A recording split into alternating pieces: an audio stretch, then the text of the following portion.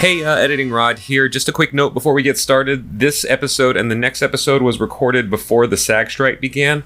We support writers, actors, and productions being paid fair wages. Many of our friends are writers and actors, and we wanted to make sure we weren't crossing any picket lines, as well as just being good people. So now that we've been able to seek a little more guidance, we know that animation is a different guild/union. And to our understanding, X-Men Evolution and X-Men 97 are not struck projects. So we're going to continue with the podcast unless we hear further guidance. And once again, please support SAG and WGA. Whether you're a writer, actor, any kind of working class, you deserve to be paid livable wages for what you do. Also, we've been seeing your comments. We're so glad you're enjoying the rewatch of Evolution with us. So please keep the comments and conversation going, along with all those little bits of information and factoids that we might not know. Follow us on all of our socials, Cyclops, IWFM Pod. All right, pass JC, take it away. Welcome to X-Men Evolution, episode 5 of Cyclops is Waiting for Me, and X-Men, the animated, nope, I fucked it up again, recap podcast. It's all X-Men animated. Dude, we said it so many times that now it's just embedded in my skull. So it's like trying to write the right year on a check after the new year for like the first 3 months, except it's not a thing anymore. or those first months of 2000 when it's like you start to write the date and you were literally writing the 19 in front and you're like, yep, and ripped up that check. I'm JC, and Rod and I, to date this podcast, are both still not recovered from VidCon. Yeah, we're very tired boys right now. Yeah, and I'm Rod, as ditto, because I spent all of the first day after VidCon in bed with my cat, just ordering Uber Eats, because I didn't leave the bed except to go to the bathroom. And then to be fair, your cat is still being a lazy shit right now on camera as we record this. Yep, she's catting.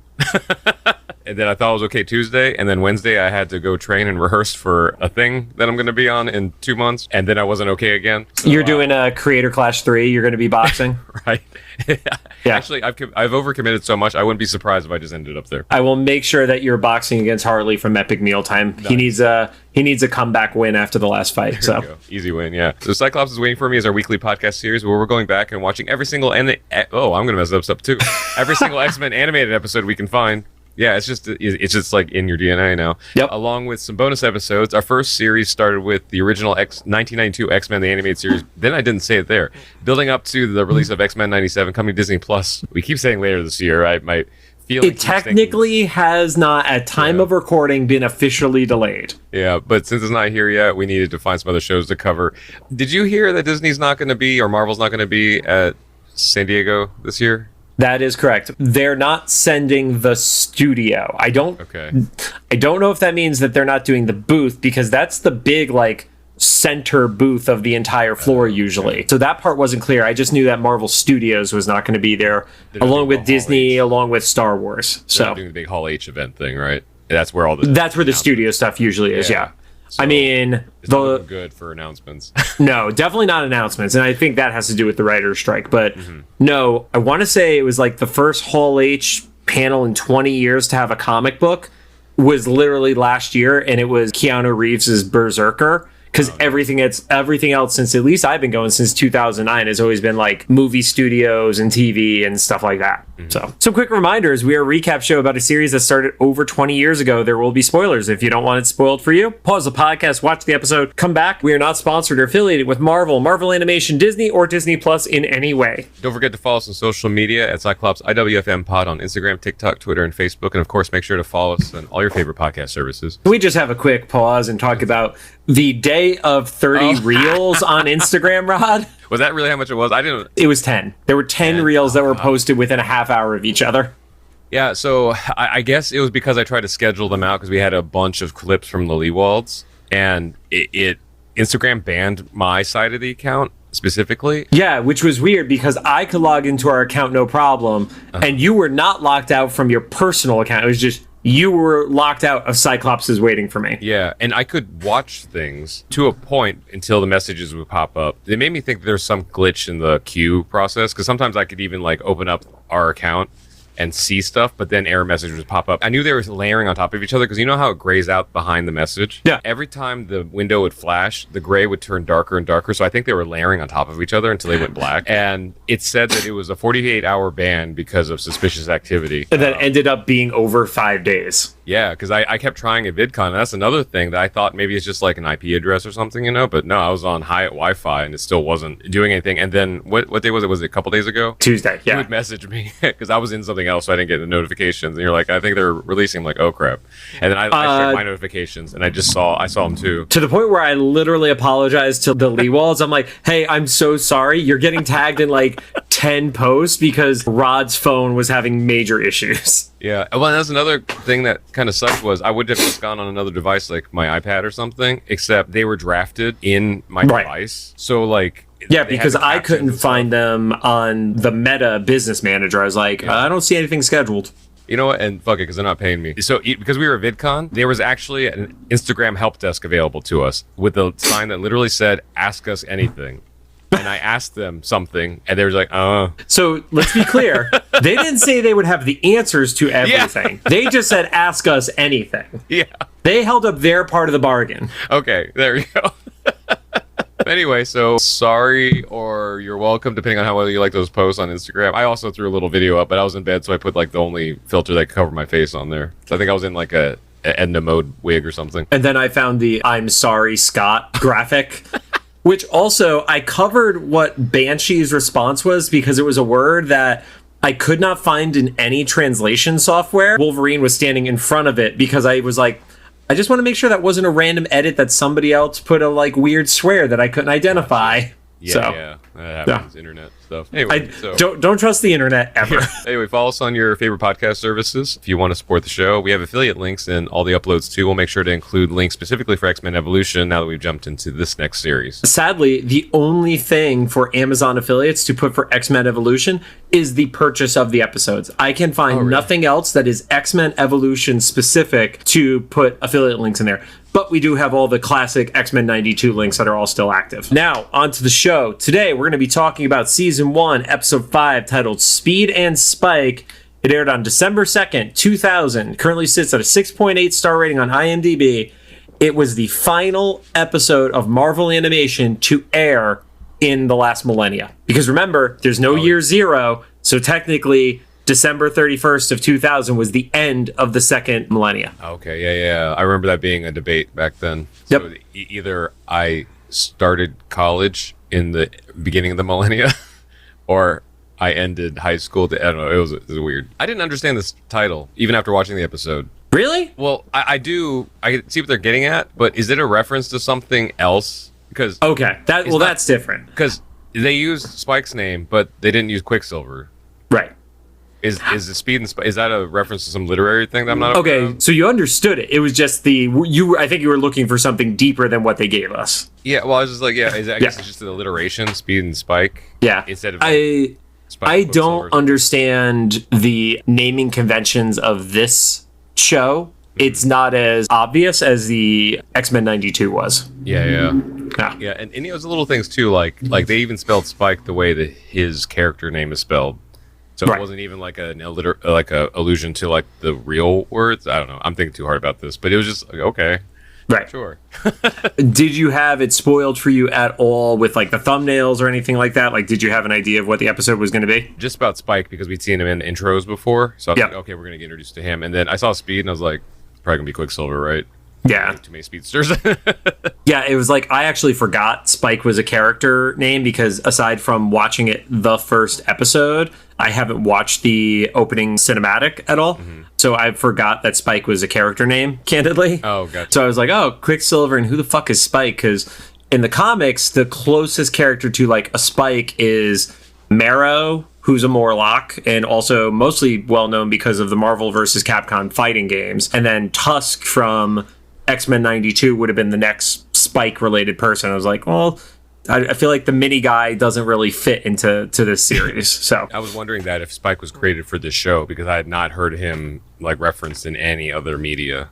So fuck it, let's get into it. Yes, was created for the show. There is a Marvel 616 who is loosely based off of Spike, introduced after the character from the series, and the name of the character is David Monroe. So that makes sense now with stuff that happens later. Originally, the character was going to be named Armadillo, and originally supposed to have cornrows in their hair. This was referenced on Wikipedia with an article linking to a website called Toon Zone, that article is no longer live, so it's a dead link on Wikipedia where it's like toonzone.xmen.com/gif or something like that, and it literally leads to nothing now. So that's funny. So that could have been something somebody posted on like their GeoCities thing back. So, I mean, it's definitely like an old enough. It was the first reference thing, so that could have been 2008, and it's been dead for a while.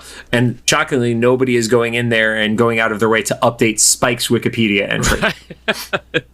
They did say, while the character does resemble Marrow, they were not intentionally made as a Marrow clone. And originally, there was like, oh, do we take Bishop to make sure that we have a strong black character? But they said that it would not make sense to de-age Bishop for the series. Yeah, because of time travel stuff. Yeah, and I think it's, having a time travel character who's a teenager versus somebody who's like, late 20s, mid 30s, whatever Bishop falls into in that category. Mm-hmm. Living through a lot of different shit, it doesn't have the same impact as the kid does. So, which foreshadowing something to look forward to next episode. We find out how the show handles time travelers, kind of, sort of, ish. Episode picks up a view of New York City, which for us especially then, it was always noticeable because the towers were there in the background. Yeah, I saw that. I was like, right, this was right before that. Yeah, this aired literally less than a year before that happened. Wild. Goes into a gymnasium. You see that there's 32 seconds left on the scoreboard. Score is 81-82. And then I was like, oh, Quicksilver. He travels a lot, and then he misses a layup. Yeah. he moved way too many spaces for that to have all been with his feet off the ground. I was like, I don't know how long this guy jumps, but that was way too far. I noticed the same thing because even though I'm not really into sports, I grew up in Indiana, so you have to understand basketball. Yeah, or you're not allowed to like move on. I don't know how else, but like they just, at least in the '90s, were like, you have to learn basketball or you just can't advance in life. Right. I suspected it was Quicksilver, so I'm still the hair made it pretty obvious for me. The hair, and I'm just gauging how this show handles characteristics and stuff. So it's like, okay, if I have a hunch, I'm probably right about it because like the way they made his character design and stuff. Then you see Storm in the seating, which also they made Storm's makeup really prominent in this episode, which it was not in previous episodes. It was like Ursula's like eyeshadow. It was like hardcore. You actually saw a different color on her cheeks and stuff like that. I feel like it's the first time makeup has been that obvious on a character in the show. It was interesting. I guess she hasn't been to a basketball game before or a high school one because she asked, like, is it always this exciting? Yeah, I got the impression she had not been to any basketball game before. Is kind of how I read it.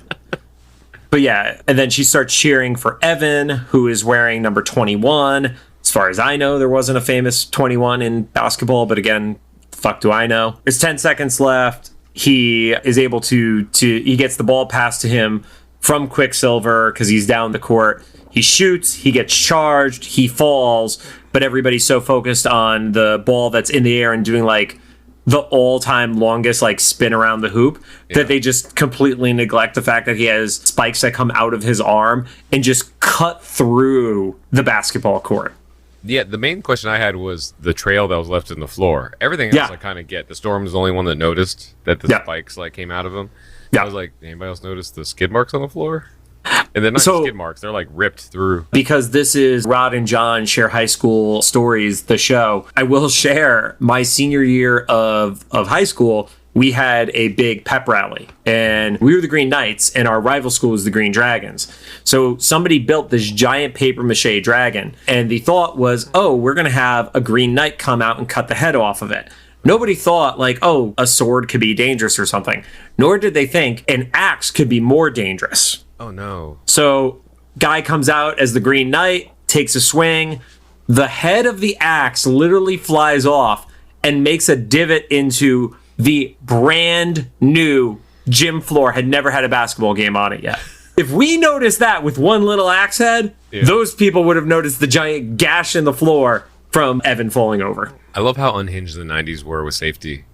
Like nobody gave a shit. When people ask like how we survived, now I feel like schools wouldn't even let anything that looked like an axe into the school.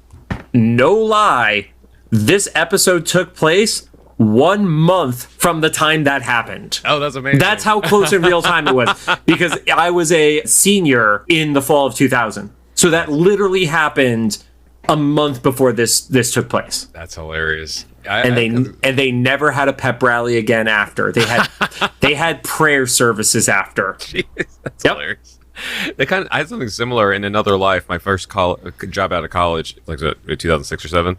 I was in. Rod, this is the high school trauma show, right? I was running sound for something, and the mayor of whatever city it was we were in was like doing the ribbon cutting thing as a business, and he was so goofy. I guess he said he didn't know that the scissors were real, and so he was just fucking around with them and just like snapping the people's face. You know, those giant scissors. Yeah. And the things that actually cut through the ribbon, yeah, that's the thing. So we're like, why did you think they were real? We hand them to you to cut the ribbon, and luckily no one got hurt from it. They like pulled back before it actually snapped them in the face. That's like fucking shears that you would use to trim bushes and stuff. Yeah, and then he realized that they were real when his like flurry of snapping. He snapped the ribbon and it just cut in half like butter, and he's like, oh shit. So you almost saw manslaughter, is what you're telling me? Yeah, like public officials even. I mean, You're right. 2000s. But yeah, so the shot goes in. They end up winning the game because of it. And the claws like retract back into his arm. He starts to like cover them up. People are holding him awkwardly, and he looks, and they've disappeared on it. Mm-hmm. So he's celebrating, and Quicksilver is pissed. My note says the white kid's mad. He's not the center of attention. You're not wrong. I was like, well, I don't know what there was to be mad about there, because like he didn't make the shot.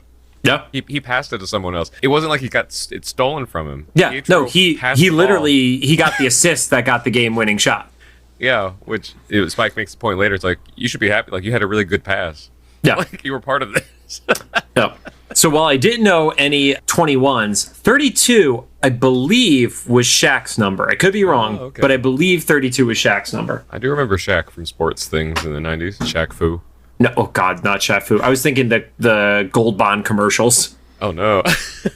And then there's like the meme of him doing the shimmy that cuts back and forth with the cat doing the shimmy. Right, yeah. Which amazingly always looks like it's speeding up at all times, even though it's not.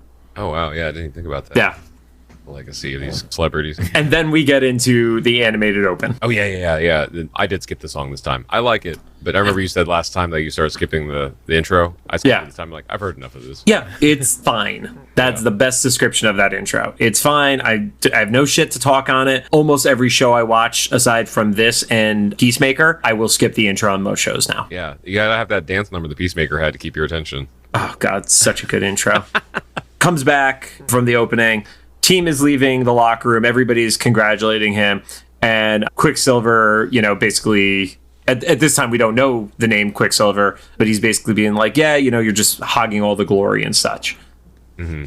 Yeah, they have like a little, like they do a good job of showing that they're friends, but Pietro's like a little jealous. Even Spyke, or I guess at this point we just call him Evan. He says what I said earlier. He's like, "Come on, man, you should be proud. You had like a really good pass. It was solid, and then it got me the shot. And we did this like together. We should be friends." Yeah, because right before that, we see Storm creepily on the edge of the boys' locker room. That was my next note. Was Storm is way too comfortable just walking into a boys' locker room. No. And Evan says, you couldn't have made it down there in time for the shot. And Quicksilver takes off, basically being like, yeah, this is when I stop holding back because of people like you. And even that interaction, though, still didn't make sense. I mean, it still didn't make sense to why he would be upset about that, because not only is it true, but also you passed the ball to him. Like, it's like more like, those are your actions. If you wanted to take the shot, you should have just taken the shot and fucked it up for everybody. Right. I mean, I think it's the scenario of like, he can get down the court as fast as he wants, but he still has to make the shot. Yeah. So it's easier to let Evan be the scapegoat for him of, oh, you're the reason I'm not getting the glory, instead of running that extra 20% faster that would still be like human believable. Yeah. And then end up missing the shot, because he already had missed the layup right before anyway. So he leaves. Storm, again, walks very comfortably into a teenage boy's locker room. And then she asks if he's okay. And he calls her his aunt. And I was like... Yeah, Auntie O, yeah. Yeah, Auntie O. And I was like, oh,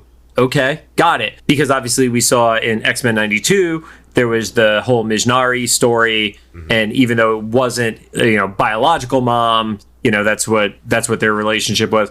I was like, oh, does Storm have brothers and sisters that have kids? Because I started going into comic book brain, and I'm like, I don't remember that being a thing. So it's still, even though we meet the parents later, I feel like there's still a strong possibility it is like more of like the parents' best friends, call them uncle and aunt kind of scenario. Depending on where they go with Storm's origin story, it would make more sense that way for it to be like a communal thing. So the only thing I will say, this is skipping ahead a little bit within the scene, there is a conversation. Oh, no, you're right. Yeah. About how the X gene had skipped the mom. So okay, so I guess we'll just have to wait for more backstory later. But yeah, so at this point, Storm is like, oh yeah, have you noticed anything about the things we've discussed before? And it's like the most awkward puberty conversation ever. Right. I feel for it because like I have a 9-year-old niece and I'm prepping myself for when she runs away from home. Don't put that into existence, Ron. I know it's just gonna happen. I was a kid once, a teenager once, you know. It's just gonna happen, like, because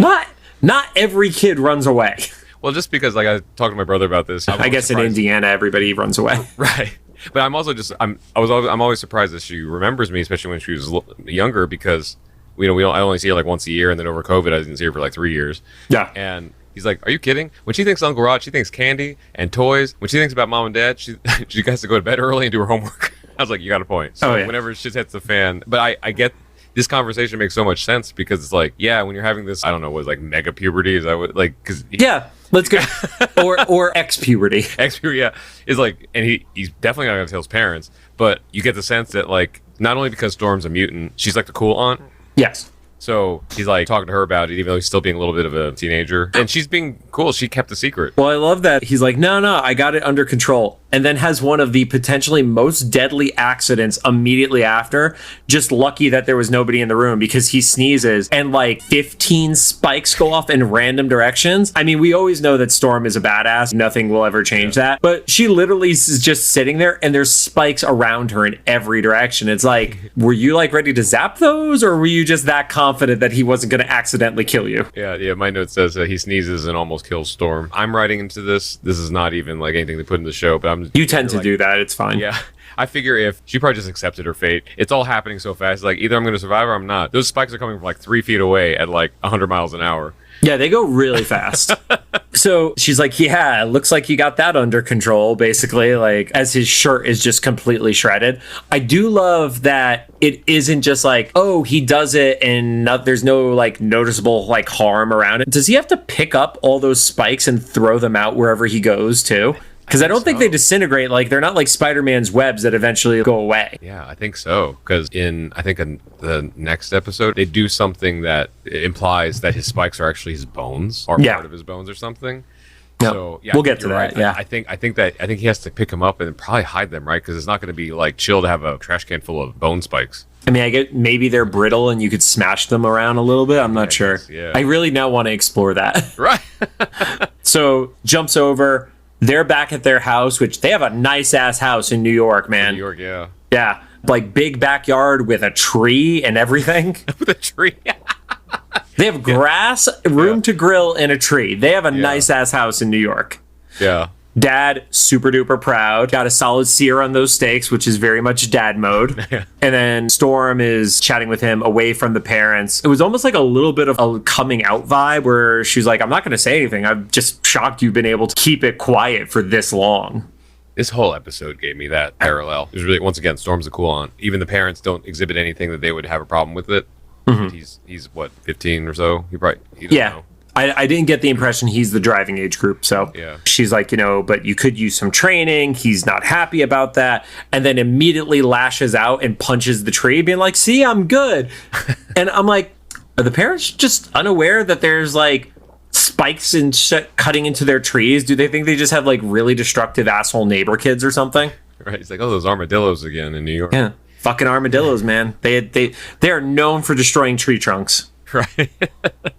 Yeah, then Xavier telepathically interrupts Storm, which has to be really jarring, even if you're used to it. It looked like it was jarring to her. Yeah, he was like, can we just wait until after school tomorrow, which is like the most cop-out scenario? Mm-hmm. And that's when the Xavier call comes in. Xavier's like, cool, it's time for plan B. And it's like, dude, he is so different than the 92 Xavier. So different than how he handles everything on the entirety of the show. He starts to grow a little bit. I forget if it's the end of this episode or the next one stuff. We're starting to get more of the Xavier a little bit closer to the one we knew from the last show. This one, because he's not in the next one.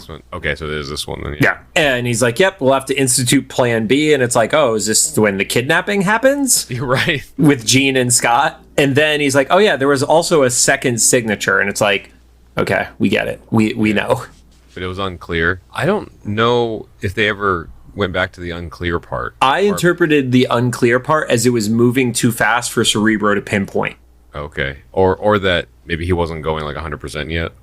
Yeah, if he's only like increasing his speed a little bit because he wasn't going at the full speed we would see later in the episode. Totally. Mm-hmm. Cuts over. He's in school. He opens his locker. And he's like, not again. And there's an empty wallet. And the first thing I can think of is what kid left their wallet in their locker ever? Never. I never. Like, that is asking to be robbed. I never left money or anything. Like, you just left school books in there, stuff you hope to get stolen. Yeah, it's like, there was nothing of value ever in my locker, ever. Mm-hmm. So, especially because I was never good at this, but I know the people that would want to break into lockers and stuff, they can hear the clicks in the old combination locks, you know? Yeah, they're not advanced. Yeah. I think I put Quicksilver slides in. Yes, that's what that word is. Hey, you're getting closer to puns. Yeah. Shut up, Rod. And that's when they continue their argument. It's still like friendly banter, though. Mm-hmm. And it's like, well, yeah, you're faster than me, but that doesn't mean you're better than me. So Evan is kind of like balling up a little bit to him of like not just going to let him talk shit and get away with it. He still has to, hit a little bit of that like alpha mentality that you get as like a teenage boy. And then he mentions, it's the second time he's gotten robbed. He changed his locker combination, and then Quicksilver gives him money to use as bait. I was like, wow, that's a lot of money that he handed him, it looked like. I mean, it may have been singles, but like I was like, that dude just gave you a wad of cash, really? Yeah, and I guess that was supposed to show us that, like, at least to Evan, that they were kind of friends at some level. Right. Because I've lent friends money when I was in high school, but not like for that. Not to act as bait for the fucking locker thief. Yeah, that's like just asking for money to get taken away. Yeah. And then he's like, catch you later. And, Quicksilver does the under the breath thing of like, you're never going to catch me, Yeah. Jump on over. And then I put intervention at the house. Right. Yeah, it was a weird, like, it was a cross between intervention and like coming out. The parents are like, well, I wish you would have told us earlier, but they're not upset. Yeah. So you had Scott, Jean, Storm, and the parents all chatting with him. And then Scott, who is the guy who, even in this version of Scott, doesn't ever feel like he's cool. Like, he's still kind of like stick up his ass Scott. Yeah. And he's like, yeah, sometimes it could be really cool when you have powers. And Evan is like, oh yeah, then show me. And the mom instantly snaps at him. Yeah. Like, which I feel like having an Italian mom, I would have had that too. Right. And I love Jean's response. She's like, he doesn't exactly have indoor powers. Indoor friendly powers, yeah. And I'm like, oh, come on, where's the 92 Scott that would just blow up a building full of orphans? It wasn't a building full of orphans. It was a building that was probably filled with unhoused people. There you go. Near an orphanage. Yes, right near the orphanage, no doubt. Evan doesn't react well to it and basically says, I'm not going to go to a home for freaks. Which, that phrase gets thrown around a fair amount in the show by the actual mutants themselves. I feel like more X-Men have called them freaks rather than the Brotherhood kids. Oh yeah, because I Kitty says it a few times. Evans now said it. Like, people are not comfortable with it. The sense you're getting from the kids that are kind of I guess you call them the villain crew or whatever. Yeah, is they're just kind of embracing their like freakdom. Uniqueness. Yeah, yeah. And so I don't think they consider being a freak. I think they're just like, fuck it, this is who I am, Right. And which is something I don't think we saw in the '92 show. And there was never really the opportunity to. Yeah, and then the X-Men in this show, they all come with some level of either privilege or perceived privilege. So it with the exception of Nightcrawler, they're all pretty much like passable people. Like they don't they don't inherently stand out in the crowd. I think, at least if I'm not mistaken, I think what we've seen with the people that have been recruited on Xavier's team all had to struggle accepting themselves. And with maybe the exception of Rogue, the kids on Mystique's team all seem to have come to terms with it quicker, or have already gotten past that point. Yeah. So it's interesting. I think everything's just magnified because they're teenagers. You can kind of show that. Wait, you're saying teenagers are melodramatic? Right. Yeah. Well, also it's new. Like you're not in your 20s or 30s.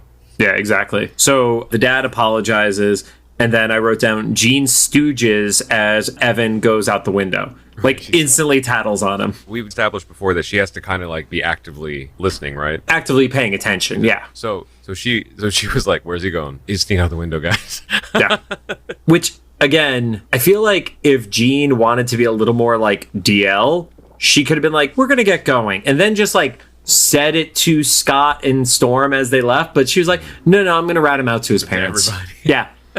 Like, sorry, you're in trouble. Yeah, because they all run out and just miss him like skateboarding away. Also, I don't know how he does what he does without breaking his skateboard, because he literally lands on like a banister and grinds down it. So at the very least, he's fucking up that banister. For somebody who has 14 skateboards in my house, I don't know how to skate. So I was supposed to learn over the lockdown, but I never got to it. I have the Mob Crush skateboard from VidCon a few years ago. I have two. That's what I was going to learn on. That I feel like that is not the best skateboard to learn on, because it's one of the little tiny ones and it's made like of rubber. So I've been told that by several people. But yeah, like those are not the new skateboarder friendly ones. Yeah. Evan ends up back at the school after hours, of course, and he kind of like hides next to a locker, but in the open. So if somebody came from one side, they wouldn't have seen him. If they come from the other direction, he's just kind of standing there with spikes coming out of his arms. I figured that he was hiding on the side that wasn't the entrance or something, so he probably knew he probably knew the layout or whatever. I guess, but it was like, for somebody who's setting a trap, he's not very good at it. Oh, yeah. Oh, that's right, because he was looking for the thief. Yes. And I this is a trope that happens in every show, not just this one. Even in the 90s, I don't ever remember being able to get into my school after hours that easily. My school, you definitely could not, because when we were in like drama class or something like that, and we had a thing that was after hours, you would get locked out after a certain time if you went outside. Like if you had to get something out of your car, somebody had to wait inside by the door to let you back in. So yeah, same. Or like maybe at most a couple hours after school for stuff like clubs or sports. Yeah. And if there was a game, then maybe. But the thing they showed in this show, it didn't look like there was anything happening. It was dark already. Yeah, it was. The school was closed, no doubt. Yeah. Yeah, it's not like Riverdale, where people basically live at their school and are hanging out there until 2 a.m. doing drugs and Dungeons and Dragons and murdering people. But he got lucky, though, because he was just moments early for some wind. I don't know how else you describe that. No, that was perfect. I literally put wind. Yeah. And then confused. If I didn't know it was Quicksilver, I would also be confused. Like, what is happening right now? Yeah, which I'm sure is what was happening with Evan. Yeah, but he seemed surprised by it, but not freaked out. And we keep saying this every episode, or I keep saying this every episode. It's like you do it more than I do. There's a level of acceptance of mutants in this world that we're getting a better and better understanding of. But what we're seeing is, with maybe only the exception of the store clerk in the first episode, the one that Wolverine cut through the glass bottle. Yeah. Every time it's always a mutant seeing a mutant happen, or in the Rogue episode where everybody realized something happened and they all freak out and kind of team up against Rogue. You know, Yeah. We've only really gotten like 2 normie reactions to the mutants so far. Yeah. And I still think in that first episode, the dude was kind of like turned away when Wolverine did his like little open the bottle trick. Yeah, right. So He's like, that was weird. yeah, like, oh, that guy has a weird twist mechanic on his hands. But yeah, so the wind comes by, all of a sudden all the locker doors spin and open up, and then he spikes to the ground in front of him as like a protection scenario. Then the wind becomes like a tornado, a little tornado. And obviously the reveal of it's Quicksilver. Yeah, I feel like, and I didn't go back on it because why would I do my research? But I for some reason I thought he said Andrew, and I was like, why would he call him Andrew? And I totally could have just heard something wrong there. But he then says, oh yeah, my name is Quicksilver. And he's like, look, don't you like my costume? I made it myself. And he made it in, what did he say, 0.5 seconds or something? Yep. He's like, well, why are you doing this? And he's like, well, I'm doing it for a challenge when you have as much time as I do. And I kind of loved this because we never got that, especially in 92, because we only saw Quicksilver very briefly in like 3 episodes. Mm-hmm. Yeah, it was the X Factor episode, the Phalanx episode, and then the Secret Babies. Yeah.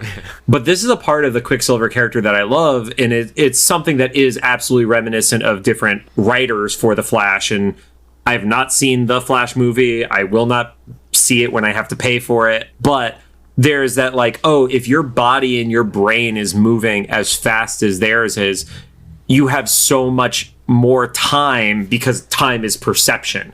And he has to actually like slow down to talk with the normies. And I'm curious, like, and maybe when we get to talk to any of the production team from Evolution on a future episode, like, I wondered, did they speed up the actor's voice? Because he spoke at a cadence that was just a little faster than I think a voice actor would have done it, shy of, like, the Micro Machines man from back in, like, the fucking 80s. Yeah. Or he was just a little faster, like, tempo for some reason. Or if they purposely found a guy like Micro Machines dude who spoke a little accelerated. That's a good point. I didn't think about that. Yeah, there was something about how he spoke that became very pronounced, especially during this scene to me. Yeah, and what you were saying about he just does it to fill his time. He said he just steals for entertainment, but even that's kind of getting boring because it didn't look like he kept anything. He just piled it on the floor. Yeah, he was literally just causing trouble. And he's like, there's just like a pile of purses, and then it's just like, and yep, I'm done. I don't care. Yeah, they tussle for a little bit, but then the police arrive, and then Pietro just like what he said, he's like, you're gonna be my scapegoat. Yeah. Well, the part that I thought that was really cool there is Pietro takes the first slap. He actually slaps Evan, and then Evan tries to make a spike, and instantly Quicksilver's right behind him and just pushes him on his ass. Mm-hmm. And that's when the cops do arrive, and he's like, cool, good luck, you're my scapegoat, I'm out. And then you get the impression that the cops have seen Evan. And then I was expecting it to come back from commercial, and he's reacting and running from the cops. They actually just straight up arrested him, and we come back from the commercial, and he's in the cell. Yeah, this wasn't as big of a part of this episode as I thought it was, because of the whole, like, framing, Yeah. thing. But yeah, he's already in prison, and the X-Men are already there to bail him out. Yeah. It was arrested in a cell. Everyone arrives. He says it wasn't him, and Jean's like, I know. Yeah, I'm reading your mind right now. Yeah, I saw everything that happened. Glad to know you're not a criminal. It's like a little sleazy bargain they have going. That's exactly what I was going to get into. Go for it. Oh, just that they were like, okay, we'll bail you out, but Professor Xavier's going to, like, use his influence. Yeah. Do what he did that was in the first episode. And, like, to another cop. Yeah, and which is fine with the cop. And then, but then also he's like, but we'll only do it if you decide to come to the Institute. And the exchange was just very strange to me, because he was like, well, I guess I don't really have a choice, which is like, yeah, man, that's what I think. Like, right. You could stay in jail or go to the school. And then Cyclops was like, you always have a choice. It's like, that doesn't support what's happening right now. It's not just you always have a choice. You always have a choice, but we're just helping you make the right one. Yeah. And that's like, okay, dude. That still sounds like you're forcing his hand. Yeah. It's like, yeah, to your point, choice, try out the Institute, which we know is like, militarized teenagers, or stay in jail. Yeah. It's kind of a non-choice, sir. I don't think you understand what the meaning of choice is, Cyclops. Yeah. We're starting to see little glimpses of the Scott we know. Yeah. I think next episode, especially, we start to dive into that. I have a whole ton of notes about that. So next morning, we're at the Institute, and I put team breakfast. Yeah, I was having a really nice breakfast. Yeah. Also, who cooks there? Yeah, it's definitely servant staff. They have to have some sort of staff, right? Like, this is not everybody's in their 20s and 30s and making shit for themselves, because I'm not trusting a teenager wake up early enough to make me breakfast every day. And it's because it's also family style. Like there's like platters, serving platters, and yeah. Professor X says, he doesn't want to pry with Evan because he doesn't want to, like, find out why stuff got personal, basically. Suddenly Xavier has boundaries. Now he has boundaries. And then Wolverine, again, even though it's not the voice of Wolverine that we're used to, the writing on Wolverine is fantastic. He's like, yeah, I mean, if you ask me, he just wants to settle that score personally. He's not going to tell you shit. And it's like, yeah, Wolverine can read the room better than anybody else can, because he's probably the oldest in the room, but still. Yeah, he's a lot of perspective. Yeah, it's like Logan's the only one that gets the message that this is a personal thing. And then Nightcrawler is fucking around. He bamps up to the chandelier. And the only reason I mention that, because it's kind of like a throwaway moment, is he actually calls him Elf. And I always loved in the comics, that was Logan's nickname for Nightcrawler, is Elf. So that is like the established nickname, in the same way that Joe Slepsky and I, we talked about Cyclops as Slim. That was always Wolverine's nickname for Kurt. So yeah, and in this show, Kitty calls him Fuzzy Elf. Yeah, so it's kind of like a term of endearment. Yeah. So they mentioned that he's already been enrolled in Avil High because Professor X just everything. He's like, oh yeah, what can I do to manipulate the situation in my favor that is at worst morally gray? Yeah. And Yeah. also really quick, because that was the next morning, we're presuming. Yeah. Yeah, I got the impression it was the next morning. And then tells Scott that he should introduce Evan to the basketball coach. Especially because he had such a good game at his old school, which were kind of unclear as where it was, but it's somewhere nearby because they showed the New York skyline. Yeah, I mean, I got the impression it was possibly, what is it? Is it Queens that is still on the same island as Manhattan? It's just the northern part of it? I'm so bad with geography in general, but especially New York. No, it's not Queens, because Queens, so it's got to be the Bronx or still Manhattan. But yeah, he's because they didn't show separation between the towers and his school. Actually, I remember now, later they refer to it as PS something, so he was probably at a public school, and Bayville's probably private, right? PS 104. So I'm going to guess that Bayville, since it has like the way that the Principal Darkholme is and stuff, I got the vibes now that it might be, if not a private school, like more on that side. I got that it's still a public school, but because schools named by numbers tends to be in the city, whereas like something like Bayville's like, that White Plains area of New York. It's still nearby, but it's not like we can't separate by like saying like Manhattan public school because there's going to be 70 of them, Yeah. But yeah, it was PS 104 specifically. Rod, let's look up PS 104. Oh, where that was? Yeah. Yeah, fuck it. Let's do it. All right. Public school 104, that is the Bronx. I was right. Oh, there you go. Nice. Yep. According to Google search, it is temporarily closed and has 0 reviews right now. Because Spyke messed it up. He fucked up their court. They shut down the whole school. You know what I would love is if the school actually didn't exist in our world, but someone just added that record in reference to the show. I mean, anything's possible right now, man. Because do you think Google's really going to check? They're going to be like, I don't know. Like, it didn't have a street address. It just said the Bronx. Yeah. So maybe that's funny. Yep. So someone comment if you know if it's a real school or if you went there. Also, did you have a kid named Evan? What's his last name? Daniels there. Was he strange and had unexplained like injuries every time he was around? Evan is actually at the top of the stairs, overhears a lot of this conversation, and then not just creates spikes, but also like it looked like a little bit of armor popped out from like it didn't pop out of the skin, but it like raised up, and then spikes came out through the skin. And of course he ruins his robe. Yeah. Dude has no respect for clothes. So this is where like a little bit of the armadillo thing comes from because he's getting that like natural armor. I just want to point out there is a Marvel character named Armadillo too. Oh, okay, so there's both. I believe they're one of those characters who has like hovered between good guy, bad guy. I don't think they're a mutant. I think it's like one of the science experiment villains. And I want to say the most prominent story they were a part of is in the Avengers Initiative, which was post House of M. Where like post Civil War, and every state had like their own like mini team of superheroes. Gotcha. And of course he was like New Mexico or Arizona or something like that. Cuts over to school, and I put bad kids are by the principal's office. Yeah, I had like the Villains Breakfast Club. Yeah, and Rogue is there, but like also doesn't want to be around them. She's like shying away because Toad is, sitting awkwardly like a fucking frog on the chair next to her. I think that's why I got the Breakfast Club vibe, because she's like the one in the Breakfast Club movie that doesn't talk to anybody else till like the end. Yeah, I don't remember a single one of their names, but I know exactly who you're talking about. Plays with her dandruff. Yeah. So you're in the office. Principal Darkholme sees a Pietro Maximov hologram. I think it was the first time we heard his full name in there.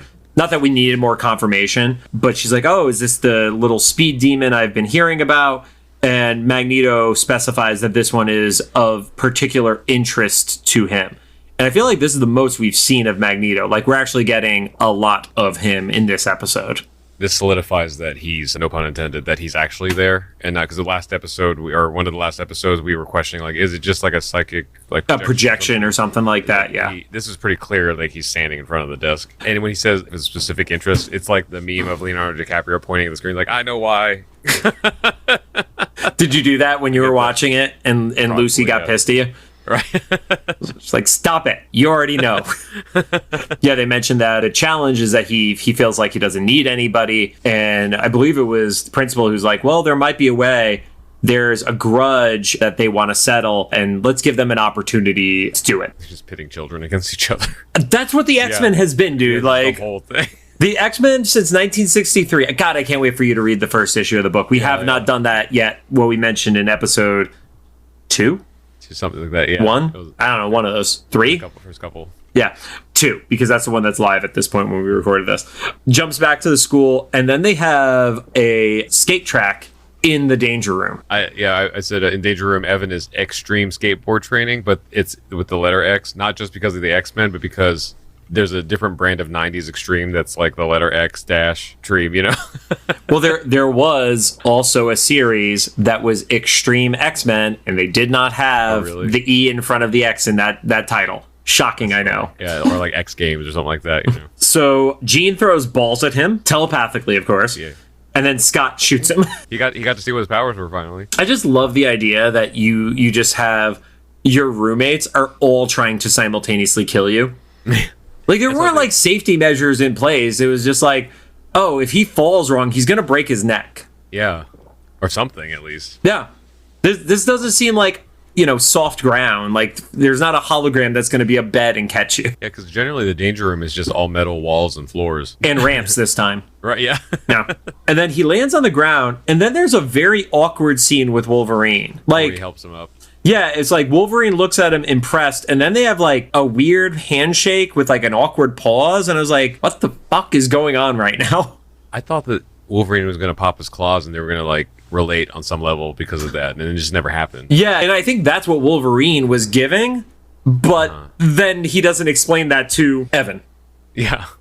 Jeez, it's weird. So maybe it'll just be a payoff in a later episode that we haven't watched yet. Maybe. Kitty hops on a loudspeaker and is like, hey, your coach called. You have a game in an hour. And that's where we hear that it's PS104 is coming over. I don't think I've ever heard of a scenario, even with an evil supervillain principle, that you could get 2 teams worth of teenagers to a school within 1 hour to play a pickup game of basketball. Yeah, and also none of the X-Men question the suspiciousness of that. And they know who Mystique is. Like, we've established, the characters know Mystique, and it gets even like further in the next episode. Nobody is pushing back on this. And they even say your old alma mater or whatever is like, is there nothing suspicious? You're saying all these things out loud. Right. Well, Nightcrawler specifically calls it his alma mater and is excited about it. And then I will say, Scott and Jean like give kind of the like that sus look to each other. But they don't stop it. Everybody's okay with it. They're still fine with it. Yeah. Jumps over to the school. The old team is getting off the bus. And it goes right into the confrontation between Evan and Quicksilver. And then, okay, Evan, not great at fighting. Like, I think we can establish right now he sucks at this. Yeah. Like, he has this dope power and he can't do shit with it. Cyclops arrives and kind of does similar to what he did with Toad in the first episode, where he's like, maybe you should come with us, when Duncan and them were bullying and stuff. And Evan does not want the help. He wants to handle this on his own. I put Scott sucks. It's like Logan said, it's personal, so it's not, he doesn't want somebody else to fight for him. Quicksilver runs off and Evan decides to chase him on his board. And then Scott and Jean follow. They move the fight out to the city. Yeah, they just fuck the basketball game, I guess. Nobody's going to notice the 2 star players are basically missing. Yeah. And then Evan just perpetually keeps missing him. He does get a confession in that time frame of basically being like, yeah, I was the one who did it. What are you going to do about it? That's when Scott stopped over. I liked what they showed with Pietro running through the city, is that he's destroying things, which is like a level of reality that we don't usually see in the cartoons. Yeah, it's one of those scenarios where I don't know if it's technically a sonic boom, but it's the effect of a sonic boom, where he runs so fast that all the glass around him shatters. Yeah, it's just disturbing the atmosphere, or what he did in the school when the lockers open and stuff. Or we don't even know if like we're seeing the full extent of what he's doing, I got the vibe that sometimes he might just be doing things in it so fast, I think in the school it was him doing it so fast because, to your point, if you're doing a locker, you can't just spin it. You have to actually go back and forth to it.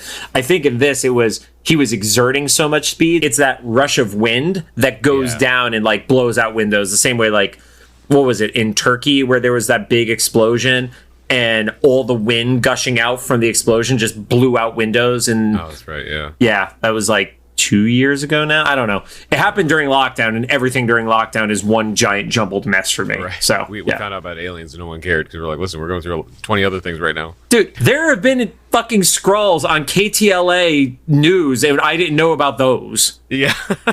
The X-Men have caught up, and they're just not able to do much. Jean is able to like, oh, well, if he's off his feet, then we could stop him. And then he starts spinning. which was a great counter. Didn't he spin really fast in 92? I think he was fighting like Jubilee or something like that. I think he like ran in a circle though there, right? Yeah. This one, he's more like a Tasmanian devil. So he blows them away. Scott starts shooting, and then Evan shoots the spines at him and actually has like a perfect shot. He got control really quickly because like those were inches from like major arteries, I want to say. Like there was some like right next to his head. Isn't there like that? There's one artery like in your leg that is like the fastest one to bleed out from if it hits it. Oh, probably. It like, outlined him like the girl on like the knife trick in the circus, you know, when they throw the knives. Yes. At the spinning thing. So it was just like all around him. He was like, oh, I can't move. I wonder how many of those have been fatal, like back in the day. Before people would get prosecuted for shit like that. Yeah. Quicksilver is cocky and he's like, oh, well, doesn't matter. It's not like you could prove what I did, at the school. And then Evan's like, yeah, but guess what? I have a tape recorder. This is how I know I'm old. When he played the recording, I'm like, is New York a two-party recording state? And I was like, it doesn't matter. We're watching a cartoon, Ron. Also, if it was recorded in a public space where there is no expectation of privacy.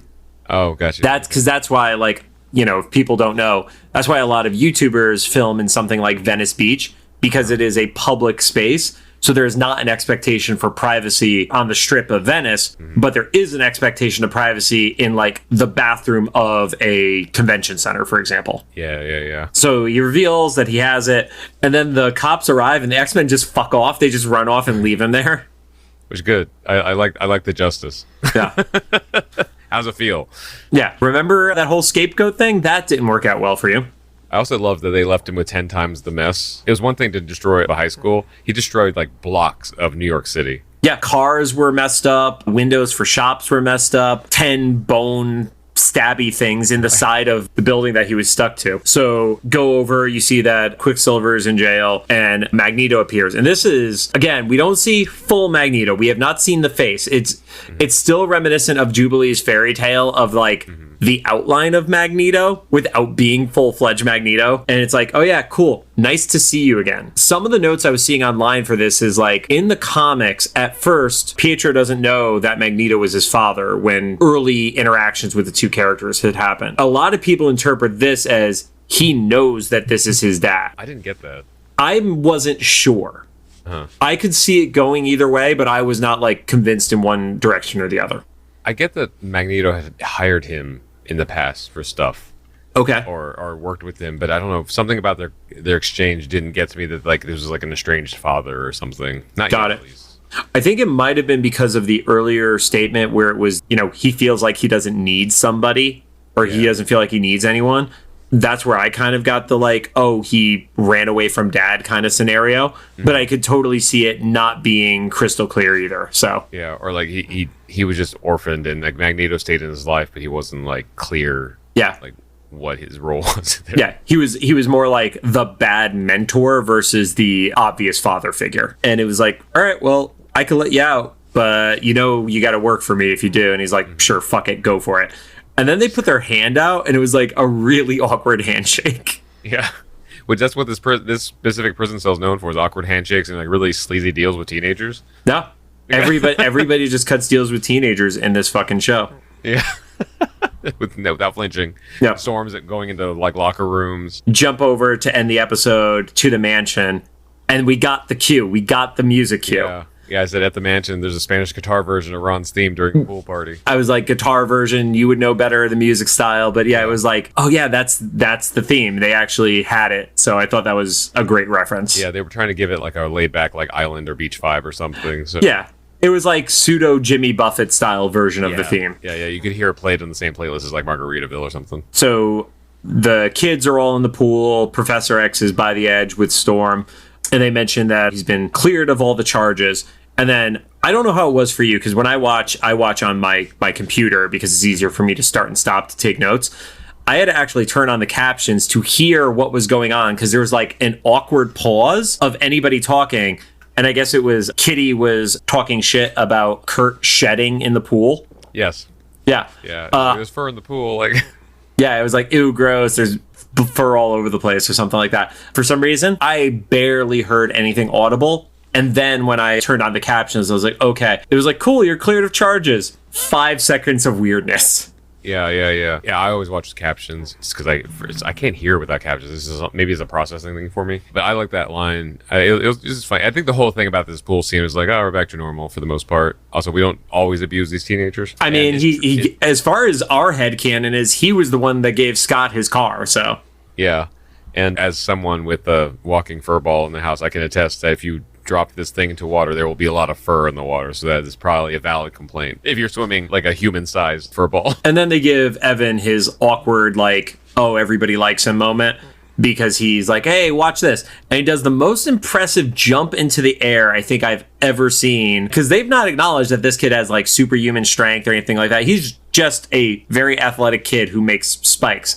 So he jumps really high in the air, I guess gets nervous as he's in the air, and proceeds to land on Kitty's pool float and just goes right through it with all his spikes. And that's how the episode ends. So and those pieces of rubber all in the pool. Unlike some of the episodes in the majority of 92, it actually ends on like a happy, feel-good moment.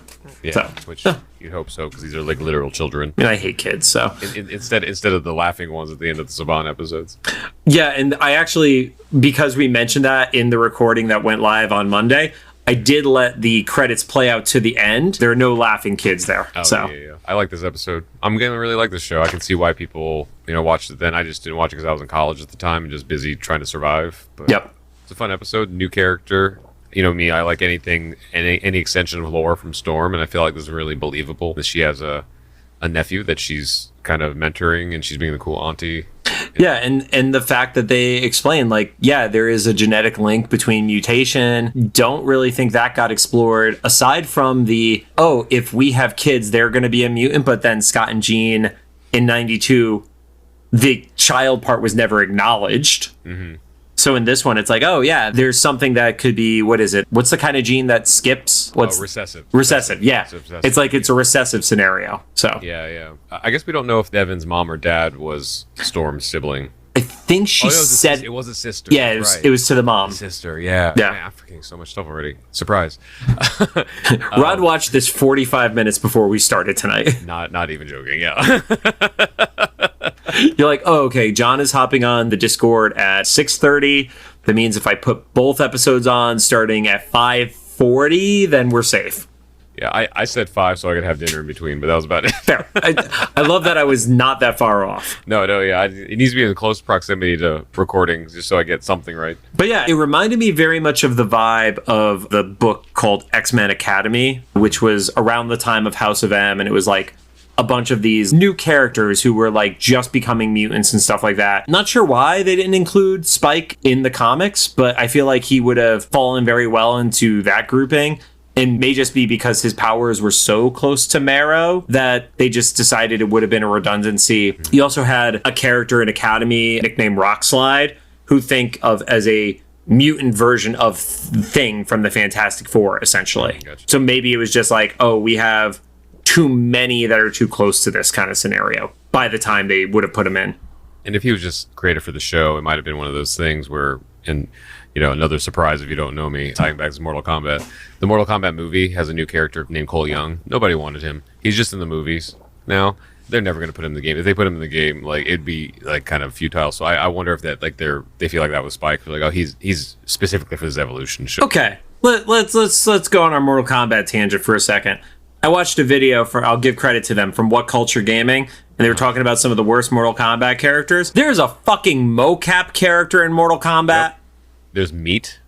I remember Meat. I remember playing as Meat when that came out, but the mocap with a K. Oh, thank God. Yeah. Yeah. But also, even if you go back to the original trilogy, Mortal Kombat 3, there's a character Stryker. He's a cop, not even like a supernatural cop. Just like a cop that got stuck in the middle of everything, and his power is gun. Yeah, his move is gun and nightstick. Yeah. Yeah. And he can kind of jump. I think that was And I want to say he has one of the worst fatalities. Like, his fatality was tasering somebody to death, and they literally just smoked. Like, it wasn't even like they blew up or anything like that. Yeah. I mean, he was still fun to play because it was just kind of funny to see, like, a dad. He didn't even, like, look specifically athletic. Like, he just had, like, dad bod. He was wearing a t-shirt. And Yeah, and he had a hat on backwards. Yep. That's how you knew it was the 90s. Ugh. Thank you guys for joining us. If you have any thoughts, make sure to drop them into the comments of either the YouTube upload or Instagram post for this episode. Make sure to keep yelling at Rod on TikTok. And if you like what you heard because you found us randomly on YouTube, which we had a few people say in the first episode of Evolution that they were like really pumped we were doing this, and I've never seen comments from them before. So thank you guys for those shout outs. Follow us and rate us on the podcast app of your choosing. Rating podcasts is the number one way for new podcasts to be discovered. We're not new anymore, but I've also literally heard stories about podcasts that were 2 years old and all of a sudden get an influx of ratings. And when they get an influx of ratings, they get an influx of new users and viewers. So we would love to have that happen. It also helps that it was the final 3 episodes of X-Men 92 that I finally got us on the iHeartRadio feeds. So welcome. Yep. Apple Podcasts, iHeart, Amazon, Spotify, Google Podcasts, and see you next week. That's all I got. I don't have a good outro.